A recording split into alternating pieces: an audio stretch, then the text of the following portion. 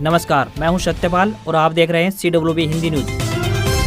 शक संवत 1948 विक्रम संवत 2083 आज ज्येष्ठ मास के शुक्ल पक्ष की तृतीया तिथि और दिन बुधवार है। तदनुसार अंग्रेजी तारीख 17 जून सन 2026। सबसे पहले आज की सुर्खियां। हरियाणा में प्री मानसून की दस्तक, 18 व 19 जून को प्रदेश में फिर से बारिश के आसार। NCR से बाहर नहीं होंगे हरियाणा के 5 जिले, प्लानिंग बोर्ड की मीटिंग में लिया गया फैसला, 4 नमो सिटी विकसित होंगे। कैबिनेट में फिर आएगी हरियाणा टीचर्स ट्रांसफर पॉलिसी, 22 जून को होगी चर्चा, मंजूरी के बाद जारी होगा शेड्यूल। एस्टेट अभ्यर्थियों के लिए जरूरी खबर, हरियाणा बोर्ड ने जारी किया परीक्षा शेड्यूल, बताएंगे पूरी अपडेट।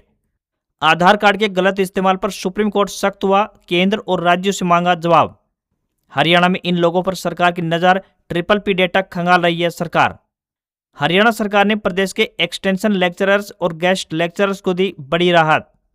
नीट UG परीक्षा को लेकर सख्ती बढ़ी, नीट री एग्जाम तक टेलीग्राम पर लगी रोक, 21 को परीक्षा, 22 जून तक ऐप काम नहीं करेगा। नौकरी गई तो भी चिंता नहीं, ESIC देगा 3 महीने तक आधा वेतन, जानिए पूरे नियम। हरियाणा रोडवेज में हो सकेंगे कर्मचारियों के ट्रांसफर, अनिल विज ने दी मंजूरी। रेडमी का सबसे powerful gaming smartphone turbo 5 launch हुआ, शुरुआती कीमत 35,999 रुपए। और PM नरेंद्र मोदी 16 महीने बाद डोनाल्ड ट्रंप से मिले। G7 समिट में दोनों ने 5 मिनट बात की। मोदी से मेलोनी बोली, हम इंस्टाग्राम पर सबसे फेमस हुए। और अब खबरें विस्तार से। लंबे समय से भीषण गर्मी और उमस की मार झेल रही हरियाणा के लोगों के लिए राहत भरी खबर सामने आ रही है। 2 मौसम प्रणालियों के असर से प्रदेश में मौसम ने अचानक से करवट ली है। आने वाले 2 से 3 दिनों तक मौसम लगातार परिवर्तनशील बना रहेगा। वर्तमान परिदृश्य में लगातार पश्चिमी विक्षोभ और टर्फ सक्रिय हो रही है, जिससे हरियाणा और दिल्ली NCR में लगातार प्री मानसून गतिविधियां देखने को मिल रही है। वहीं 18 जून यानी कल एक नया कमजोर पश्चिमी विक्षोभ सक्रिय होने जा रहा है, जिसके चलते 18 और 19 जून के दौरान एक बार फिर से मौसम में बदलाव देखने को मिलेगा। मौसम विभाग के आंकड़ों के अनुसार 1 जून से लेकर 15 जून के बीच हरियाणा में प्री मानसून गतिविधियां सामान्य से बेहतर रही हैं। इस दौरान प्रदेश में औसतन 20.3 mm बारिश दर्ज की गई, जबकि सामान्य औसत 17.3 mm है। पश्चिमी विक्षोभ के लगातार सक्रिय रहने से पलवल, रेवाड़ी, फतेहाबाद और कुरुक्षेत्र जैसे जिलों में सामान्य से अधिक वर्षा रिकॉर्ड की गई। बारिश और ठंडी हवाओं का असर तापमान पर भी साफ तौर पर दिखाई दिया है। पिछले 24 घंटों के दौरान प्रदेश के औसत अधिकतम तापमान में 0.8 डिग्री सेल्सियस की गिरावट दर्ज की गई है। देर शाम और रात के समय चल रही ठंडी हवाओं ने उमस भरी गर्मी से लोगों को राहत दिलाई है। हरियाणा सरकार ने परिवार या पहचान पत्र यानी PPP के तहत अकेले रहने वाले व्यक्तियों के सत्यापन अभियान को तेज कर दिया है। सरकार का उद्देश्य पात्र नागरिकों की सही पहचान सुनिश्चित करना और उन्हें सामाजिक सुरक्षा और अन्य के कल्याणकारी योजनाओं का लाभ पूरी पारदर्शी तरीके से उपलब्ध करवाना है। परिवार पहचान प्राधिकरण के अनुसार प्रदेश में कुल 3,54,215 व्यक्तियों ने स्वयं को परिवार पहचान पत्र में अकेला व्यक्ति दर्ज करवाया है। इनमें से 1,90,112 व्यक्तियों की वार्षिक आय 1,80,000 रुपए से कम दर्ज है। अब तक 1,66,240 व्यक्तियों का गरीबी रेखा यानी कि BPL श्रेणी के तहत सफलतापूर्वक सत्यापन किया जा चुका है, जबकि शेष लाभार्थियों का सत्यापन कार्य जारी है। हरियाणा विद्यालय शिक्षा बोर्ड यानी BSEH ने हरियाणा अध्यापक पात्रता परीक्षा का शेड्यूल जारी कर दिया है। बता दें कि परीक्षा का आयोजन 4 और 5 जुलाई 2026 को किया जाएगा। बोर्ड ने अभ्यर्थियों से परीक्षा से जुड़ी हुई सभी जरूरी जानकारी समय समय पर आधिकारिक वेबसाइट से प्राप्त करने की अपील की है। बोर्ड के अध्यक्ष शंकरलाल धूपड़ और सचिव मुनीष शर्मा ने बताया कि 4 जुलाई यानी शनिवार को लेवल 3 PGT की परीक्षा दोपहर 3 बजे से शाम 5:30 बजे तक आयोजित करवाई जाएगी। वहीं 5 जुलाई यानी रविवार को 2 चरणों में परीक्षा करवाई जाएगी। पहले चरण में लेवल 2 यानी TGT की परीक्षा सुबह 10 बजे से दोपहर 12:30 बजे तक होगी, जबकि दूसरे चरण में लेवल 1 यानी PRT की परीक्षा दोपहर बाद 3 बजे से शाम 5:30 बजे तक आयोजित करवाई जाएगी। बोर्ड ने सभी उम्मीदवारों को परीक्षा के दिन निर्धारित समय से पहले परीक्षा केंद्र पर पहुंचने और सभी आवश्यक दस्तावेज अपने साथ रखने की सलाह दी है। राष्ट्रीय राजधानी क्षेत्र यानी NCR की सीमा में अभी कोई बदलाव नहीं होगा। मंगलवार को दिल्ली में NCR प्लानिंग बोर्ड की मीटिंग में यह फैसला लिया गया है। पहले हरियाणा के 5 जिले NCR से बाहर होने की चर्चा थी। केंद्रीय मंत्री मनोहर लाल खट्टर की अध्यक्षता में हुई मीटिंग के बाद CM नायब सिंह सैनी ने इसकी जानकारी दी है। उन्होंने बताया कि हरियाणा का पुराना एरिया पहले की तरह ही रहेगा। अभी प्रदेश के कुल 23 में से 14 जिले NCR में थे। यदि NCR का दायरा घटता तो करनाल, पानीपत, जींद, महेंद्रगढ़ और भिवानी जिले बाहर हो सकते थे। बताया जा रहा है कि NCR दायरा घटने का सबसे सबसे ज्यादा असर राजस्थान पर पड़ता। बदलाव की स्थिति में राजस्थान का सिर्फ भिवाड़ी ही एनसीआर क्षेत्र में रह जाता। राजस्थान बदलाव के पक्ष में नहीं था। इसलिए नायब सिंह सैनी ने बताया कि एनसीआर में 4 आधुनिक नमो सिटी विकसित किए जाएंगे। हालांकि ये कहां पर होंगे ये भी अभी तय नहीं किया गया है। इसके लिए कमेटी बनाई गई है। राज्य से भी सुझाव मांगे गए हैं। प्लान 2041 के लिए सब कमेटी बनी है जो 15 अगस्त तक अपनी रिपोर्ट देगी। प्लानिंग बोर्ड की 43वीं बैठक अब दिसंबर में आयोजित है।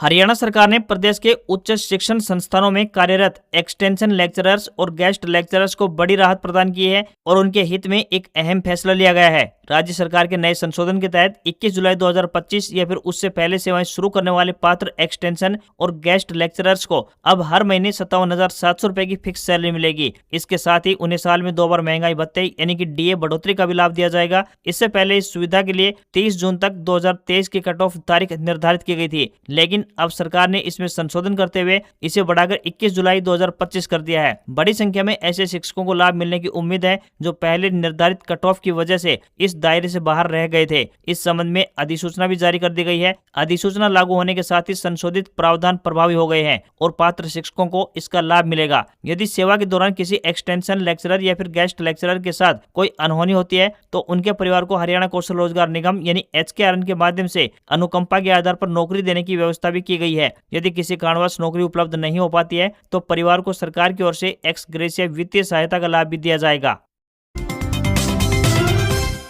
नीट यूजी री एग्जाम को लेकर केंद्र सरकार ने बड़ा फैसला लिया है। परीक्षा को सुरक्षित तरीके से कराने और नकल गिरोहों पर रोक लगाने के लिए कई कड़े कदम उठाए गए हैं। इसी क्रम में टेलीग्राम पर 22 जून तक अस्थायी रूप से रोक लगा दी गई है। साथ ही 30 जून तक मैसेज एडिट करने का फीचर भी बंद रहेगा। सरकार ने 21 जून को होने वाली नीट यूजी री एग्जाम की तैयारियां तेज कर दी है। स्पष्ट चेतावनी दी गई है कि परीक्षा प्रक्रिया में किसी भी तरह की छेड़छाड़ या गड़बड़ी करने वालों पर सख्त कार्रवाई की जाएगी। केंद्र सरकार ने कई अहम इंतजाम भी किए हैं। प्रश्न पत्रों की सुरक्षा के लिए भारतीय वायुसेना की मदद ली जाएगी, जबकि सीआरपीएफ और सीआईएसएफ के जवानों को परीक्षा केंद्रों पर तैनात किया जाएगा। एनटीए ने इस बार छात्रों को अतिरिक्त सुविधाएं भी प्रदान की है। परीक्षा में उम्मीदवारों को 15 मिनट का अतिरिक्त समय दिया जाएगा ताकि वे प्रश्न पत्र को बेहतर तरीके से समझ सकें। इसके अलावा उत्तर पुस्तिकाओं में रफ कार्य के लिए अतिरिक्त स्थान भी उपलब्ध करवाया जाएगा, जिससे छात्रों को यह सुविधा मिलेगी। पहले जहां पर केवल 2 पेज दिए जाते थे, अब 4 पेज उपलब्ध करवाए जाएंगे। नीट यूजी री एग्जाम 21 जून को दोपहर 2 बजे से लेकर शाम 5:15 तक आयोजित किया जाएगा। सुप्रीम कोर्ट ने मंगलवार को केंद्र सरकार, सभी राज्यों और केंद्र शासित प्रदेशों से उस याचिका पर जवाब मांगा है जिसमें आरोप लगाया गया है कि आधार कार्ड का इस्तेमाल नागरिकता, मूल निवास, पते और जन्म तिथि के प्रमाण के रूप में गलत तरीके से किया जा रहा है। याचिका में मांग की गई है कि आधार के उपयोग को केवल पहचान की पुष्टि यानी कि आइडेंटिटी वेरिफिकेशन तक ही सीमित रखा जाए। याचिका पर केंद्र, सभी राज्यों और केंद्र शासित प्रदेशों को नोटिस जारी किया गया है। याचिकाकर्ता ने अपने पक्ष में 2 प्रमुख तर्क रखे हैं। पहला ये कि आधार अधिनियम की धारा 9 में स्पष्ट रूप से कहा गया है कि आधार नागरिकता या फिर डोमिसाइल का प्रमाण नहीं है। दूसरा, UIDAI की 22 अगस्त 2023 की अधिसूचना में भी साफ तौर पर किया गया है कि आधार केवल नागरिकता, पते या जन्म तिथि का नहीं बल्कि पहचान का प्रमाण है। याचिका में दावा किया गया है कि कई जगहों पर स्कूलों में प्रवेश, संपत्ति खरीद, जन्म प्रमाण पत्र, राशन कार्ड और ड्राइविंग लाइसेंस जैसी प्रक्रियाओं में आधार को उम्र, नागरिकता और निवास के प्रमाण के रूप में स्वीकार किया जा रहा है। इसके कारण घुसपैठियों और अवैध प्रवासियों के लिए अन्य दस्तावेज हासिल करना आसान हो सकता है। कर्मचारी राज्य बीमा निगम यानी ESIC की अटल बीमित व्यक्ति कल्याण योजना उन कर्मचारियों के लिए एक महत्वपूर्ण सामाजिक सुरक्षा योजना है जो अचानक नौकरी खोने की स्थिति में आर्थिक संकट का सामना करते हैं। इस योजना के तहत पात्र बीमित कर्मचारियों को नौकरी छूटने पर 90 दिनों तक उनके औसत वेतन का 50% तक आर्थिक लाभ दिया जाता है। इससे बेरोजगारी की स्थिति में कर्मचारियों को अस्थायी आर्थिक सहायता प्रदान करना है ताकि वे नई नौकरी तलाशने तक अपनी बुनियादी जरूरतें पूरी कर सकें। योजना के तहत मिलने वाली राशि सीधे लाभार्थियों के बैंक खाते में जमा की जाती है। योजना का लाभ केवल उन्हीं कर्मचारियों को मिलता है जिनकी मासिक सैलरी 21,000 रुपए से कम है और जिन्होंने कम से कम 1 वर्ष तक ESI योजना के तहत योगदान दिया हो। इस योजना के तहत मिलने वाला लाभ जीवन में केवल एक बार उपलब्ध करवाया जाएगा। बेरोजगारी की स्थिति में 90 दिनों तक कुल औसत वेतन का 50% तक राहत राशि प्रदान की जाती है। कुछ परिस्थितियों में यह लाभ नहीं दिया जाता है। यदि किसी कर्मचारी को नौकरी से बर्खास्त किया गया हो या फिर वह किसी आपराधिक मामले में शामिल हो या उसने स्वैच्छिक सेवानिवृत्ति यानी VRS ली हो तो उसे इस योजना का लाभ नहीं मिलेगा।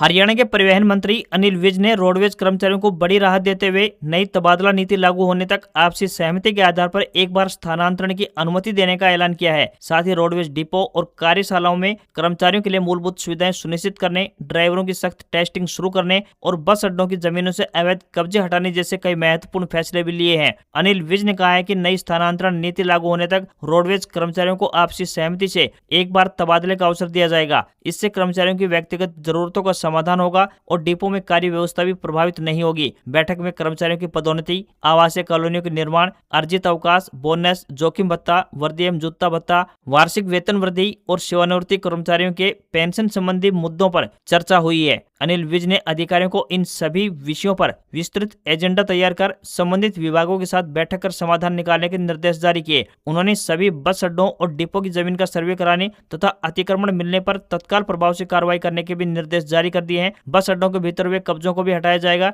ताकि इलेक्ट्रिक चार्जिंग स्टेशन सहित अन्य सुविधाएं विकसित की जा सकें।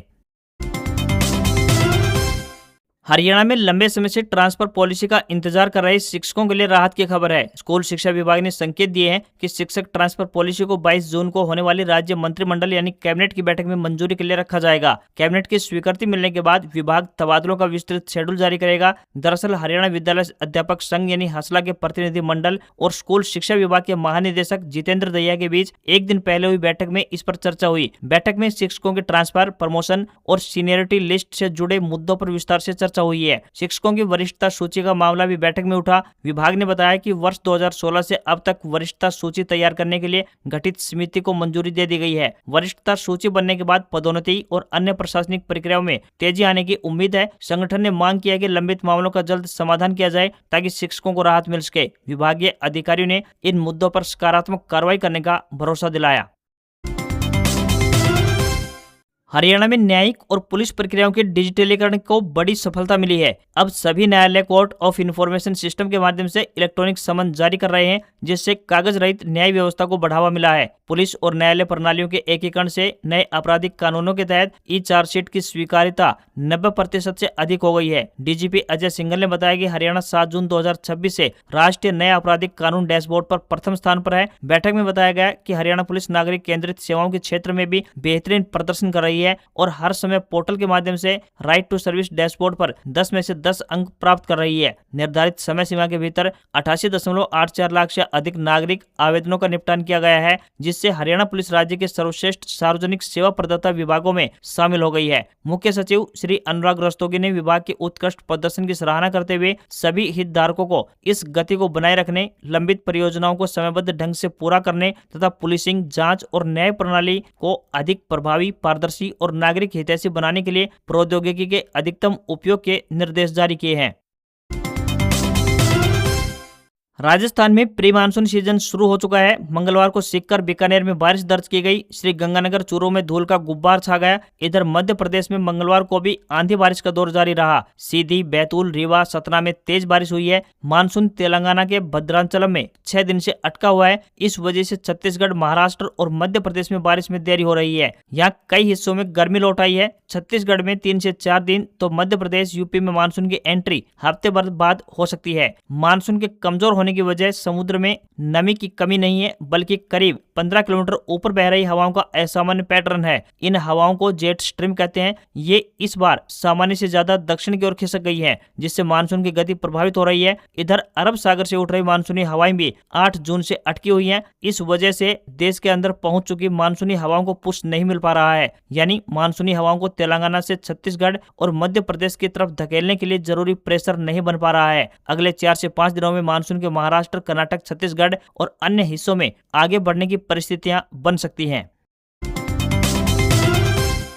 पीएम नरेंद्र मोदी और अमेरिकी राष्ट्रपति डोनाल्ड ट्रंप के बीच फ्रांस के एवियन शहर में G7 समिट के दौरान मुलाकात हुई। दोनों के बीच तकरीबन 5 मिनट तक बात हुई। मीटिंग में दोनों एक साथ बैठे नजर आए। यह मुलाकात 16 महीने के बाद हुई है। प्रधानमंत्री और अमेरिकी राष्ट्रपति G7 आउटरीच सेशन में भी साथ साथ बैठे नजर आए। दोनों की पिछली मुलाकात फरवरी 2025 में व्हाइट हाउस में हुई थी। G7 समिट के लिए मंगलवार दोपहर एवियन पहुंचने पर मोदी का फ्रांस के राष्ट्रपति इमैनुएल मैक्रों ने स्वागत किया। इसी बीच मोदी और इटालियन पीएम जॉर्जिया मेलोनी की बातचीत भी हुई। मेलोनी ने मोदी से कहा, दोबारा मिलकर अच्छा लगा, हम इंस्टाग्राम पर सबसे फेमस हैं। मोदी पिछले महीने 5 देशों के दौरे पर गए थे, जहां उन्होंने रोम में पीएम मेलोनी को मेलोडी टॉफी दी थी, जिसका वीडियो सोशल मीडिया पर काफी वायरल हुआ था। पार्टनर देश के तौर पर शिखर सम्मेलन में भारत की 13वीं मौजूदगी रही है। यह 7वीं बार है जब प्रधानमंत्री नरेंद्र मोदी इस ग्लोबल फोरम में हिस्सा ले रहे हैं। पीएम मोदी और अमेरिकी प्रधानमंत्री ट्रंप आज यानी 17 जून की शाम 6:30 बजे द्विपक्षीय मीटिंग करेंगे। इस दौरान ट्रेड डील पर चर्चा हो सकती है। व्हाइट हाउस के एक बयान के मुताबिक भारत अमेरिका के बीच टैरिफ, निवेश और रणनीतिक साझेदारी से जुड़े मुद्दों पर चर्चा हो सकती है। G7 यानी कि ग्रुप ऑफ 7 दुनिया के उन 7 देशों का समूह है जिन्हें दुनिया की मॉडर्न इकोनॉमी वाला देश कहा जाता है। इनमें America, France, Britain, Japan, Italy, Canada और जर्मनी शामिल है। टेक कंपनी Xiaomi की सब ब्रांड Redmi ने भारत में अब तक अपना सबसे powerful gaming smartphone Redmi Turbo 5 launch कर दिया है। कंपनी ने इसे अब तक का सबसे फास्ट और powerful mid range Redmi phone बताया है। Phone MediaTek Dimensity 8500 ultra chipset के साथ आया है। इसकी सबसे बड़ी खासियत इसकी 7540 mAh की बड़ी बैटरी है, जो कंपनी के दावे के मुताबिक सिंगल चार्ज पर 2 दिन से ज्यादा का बैकअप दे सकती है। फोन हैवी गेमिंग और मल्टीटास्किंग के लिए हाई परफॉर्मेंस डिवाइस तलाश करने वाले यूजर्स के लिए डिजाइन किया गया है। फोन को 2 वेरिएंट में पेश किया गया है। इसके 8GB रैम और 256GB स्टोरेज वेरिएंट की कीमत 37,999 रुपए रखी गई है। वहीं इसके टॉप वेरिएंट यानी 12GB रैम और 256GB स्टोरेज मॉडल की कीमत 38,999 रुपए है। लॉन्च ऑफर के तहत SBI, ICICI या एक्सिस बैंक के क्रेडिट कार्ड या फिर क्रेडिट कार्ड EMI पर 2,000 रुपए तक का इंस्टेंट बैंक डिस्काउंट भी मिलेगा। फोन की सेल भारत में 19 जून से शुरू होगी। यह OnePlus Nord 6 और Vivo V70 FE जैसे स्मार्टफोन को टक्कर देगा।